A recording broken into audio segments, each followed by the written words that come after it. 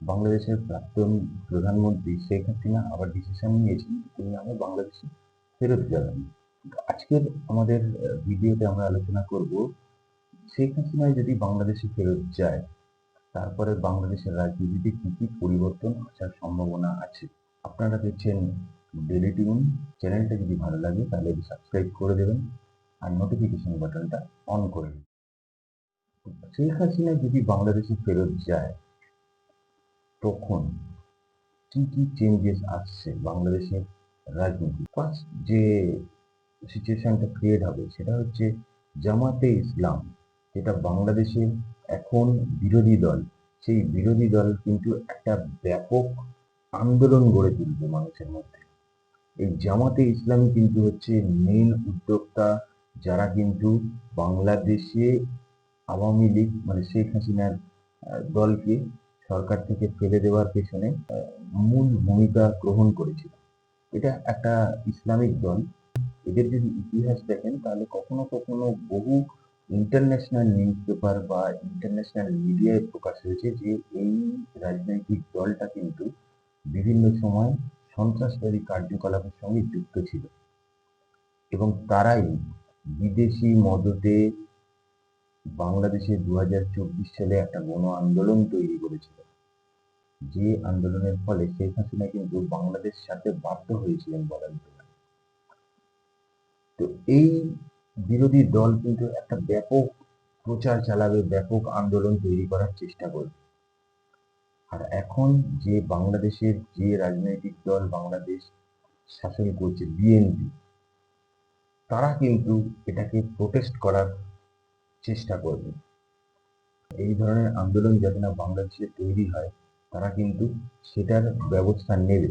কারণ এই যে নতুন সরকার, তারা কিন্তু সবসময় চাইছে যে বাংলাদেশকে একটা ইন্ডিপেন্ডেন্ট কান্ট্রি হিসাবে তুলে ধরার জন্য, যাতে নিজস্ব আইডেন্টিটিটা সারা ওয়ার্ল্ডে বা সারা বিশ্বে একটা নজির গড়বে। এই বর্তমান সরকার কিন্তু সেই মনোভাব নিয়েই এগোচ্ছে। সুতরাং তারা কিন্তু চাইবে না এই মুহূর্তে বাংলাদেশের মধ্যে কোনো রকম কোনো আন্দোলন বা কোনো এমন একটা সিচুয়েশন ক্রিয়েট হোক যাতে বাংলাদেশের উন্নতিতে বাধা তৈরি হয়। এই দু ধরনের পরিস্থিতি তৈরি হবে। কিন্তু যদি দেখা যায় তাহলে আমরা দেখবো এই আওয়ামী লীগের বাংলাদেশের স্বাধীনতার আগে থেকে বাংলাদেশের স্বাধীন হওয়া পর্যন্ত এই আওয়ামী লীগের ভূমিকা কিন্তু অনবদ্য। কিন্তু 2024 সালের পরে যে একটা অস্থায়ী সরকার, তারা কিন্তু এই আওয়ামী লীগটাকে ঘোষণা করেছিল ইল্লিগাল। সেই জন্যই এই রাজনৈতিক দলটা কিন্তু বন্ধ আছে। আর এখনো পর্যন্ত যেটা স্ট্রিক্টলি বলা আছে সেটা কিন্তু যে শেখ হাসিনা বাংলাদেশে ফেরত যেতেই পারে, তাতে কোনো আপত্তি নেই বা কোনো বাধা বিঘ্নতা নেই। সেই কিছু আছে, যেটা পাসপোর্ট ইস্যু আছে, সেই পাসপোর্ট ইস্যু নিলে উনি কিন্তু যেতে পারেন বাংলাদেশে। কিন্তু সমস্যা একটা জায়গাতেই, সেটা হচ্ছে স্ট্রিক্টলি বলা আছে যে উনি কিন্তু কোনোভাবে কোনো রাজনৈতিক কার্যকলাপ করতে পারবেন না। কিন্তু ইতিমধ্যেই হাসিনার প্রত্যাবর্তনের ঘোষণার পর থেকে কিন্তু বাংলাদেশে আওয়ামী লীগের একটা অ্যাক্টিভিটিস অলরেডি স্টার্ট হয়ে গেছে, যে অ্যাক্টিভিটিসটা কিন্তু ইতিবাচক বলা যেতে পারে বাংলাদেশের জন্য। কারণ বাংলাদেশে মূলত তিনটে রাজনৈতিক দল ছিল, আওয়ামী লীগ, বিএনপি আর ছিল জামাতে ইসলাম। তো এই জামাতে ইসলাম কিন্তু যে 68টার মতো সিট পেয়েছে বাংলাদেশে, সেই 68টা সিট যদি দেখা যায় তাহলে কিন্তু মানুষ কেবল একটা বিপরীত রাজনৈতিক দলের অপশন খোঁজার জন্যই একে এনেছিল, সেইভাবে কিন্তু আনেনি। সেইভাবে সমর্থন মন থেকে কিন্তু সমর্থন করে। তখন বাংলাদেশের একটা রাজনৈতিক উথাল পাথাল চলছিল 2025-এর সময়। রাজনৈতিক একটা উথাল পাথালের মধ্যেই কিন্তু এই সরকারটা, নতুন বিএনপি সরকারটা এসছে। তো তখন মানুষ কিন্তু শুধু একটা বিরোধী অপশন মানে বিরোধী মনোভাবের যে মানুষরা বাংলাদেশে আছে, তারা শুধু একটা অপশন হিসেবেই এই জামাত ইসলামকে ভোট দিয়ে এনেছিল, মানে বিরোধী দলে বসিয়েছিল।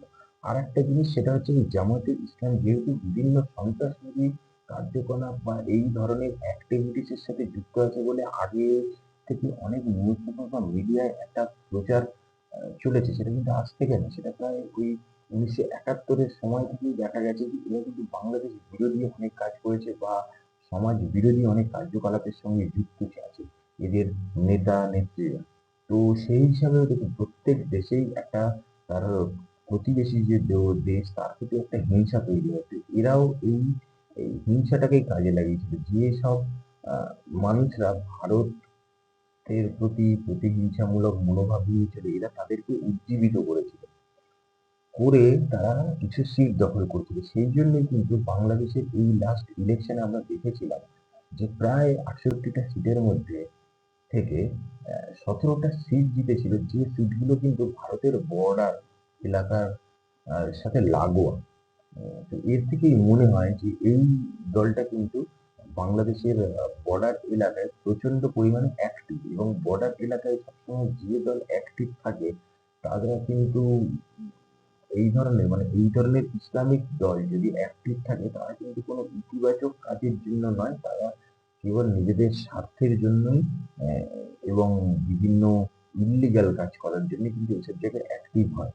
তো এই যে দলের অ্যাক্টিভিটিসটা কিন্তু যদি দেখা যায় তাহলে অনেক পরিমাণে মানুষের মধ্যে থেকে মানুষের মধ্যে যে এই জামাত ইসলামের প্রতি যে একটা সহানুভূতি বলবো বা একটা বিরোধী দল হিসেবে যে জায়গাটা ছিল সেই জায়গাটা কিন্তু আস্তে আস্তে কমতে শুরু করবে, এবং সেটা বাংলাদেশের জন্য ইতিবাচক। কারণ উম, বাংলাদেশের বাংলাদেশের স্বাধীনতা থেকে আরম্ভ করে আজ পর্যন্ত বাংলাদেশের যে উন্নতি হয়েছে তার ম্যাক্সিমামটাই হচ্ছে আওয়ামী লীগের সময় উন্নতিটা হয়েছে। তাই আওয়ামী লীগ যদি আবার হয়তো ফিরে আসে, সুতরাং বাংলাদেশের রাজনৈতিক কালচারটা আরো উন্নত হবে। কারণ এখন যে সরকারটা আছে সে কিন্তু অনেক কোয়ালিফাইড নেতা সেই সরকারে আছে, এবং যারা কিন্তু আস্তে আস্তে চাইছে যে বাংলাদেশ আরো উন্নতি করুক, এবং তার সাথে যদি ইন ফিউচার যদি আওয়ামী লীগ আসে তাহলে কিন্তু আবার বাংলাদেশের উন্নতিটা ক্রমশ ওপর দিকে যাবে। তো এই মোটামুটি কিছু টেন্ডেন্সি আছে যেটা কিন্তু উম, শেখ হাসিনা যদি বাংলাদেশে যায় তাহলে কিন্তু বাংলাদেশের রাজনৈতিক পরিবর্তন আসছে।